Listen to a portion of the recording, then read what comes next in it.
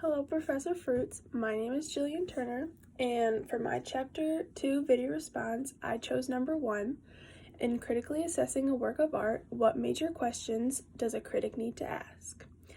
Number 1, what were the artists trying to do? Number 2, how well did they do it? And number 3, how valuable was the experience?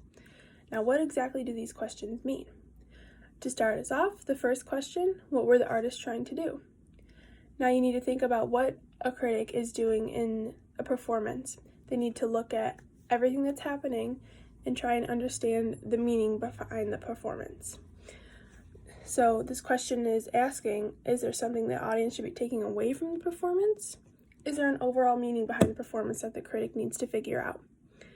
This ties into the artist or the director or playwright's intention or what they were trying to communicate to the audience through the performance. The second question, how well did they do it?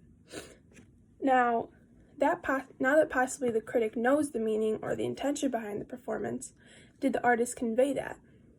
And did they do it very well? Did they use the scenery, the costumes, the script, and everything to convey the overall meaning behind it? And will the audience be able to interpret or derive the meaning from the performance? Last, the third question, how valuable was the experience? Did this performance interest the critic? Will he be able to write a good review about it? Was it worth the time and money? This judgment that the critic puts into these reviews can make or break a performance. If it's good, and the critic writes about it and puts it maybe in a paper or something, and people read it, maybe they'll want to go and see this play, which gives the play or performance really good publicity.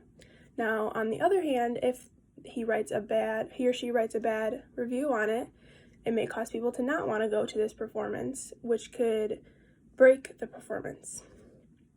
These 3 questions help to make up a review. While not everyone may agree with a professional critic's review, it is there to help make a judgment on the performance. It's just an overall assessment of a performance from the critic's opinion. It is everyone's own choice to listen to and act on their review. Personally, I don't always listen to reviews because everyone, even the critics, significantly vary in ways such as aesthetic taste, education, economic status, race, age, gender, and many other internal and external factors. Everyone's different backgrounds cause them to view a performance differently. All of that aside, a professional critic is there to make a judgment on a performance. Everyone can use this judgment in their own way and to pick if they want to go see a performance.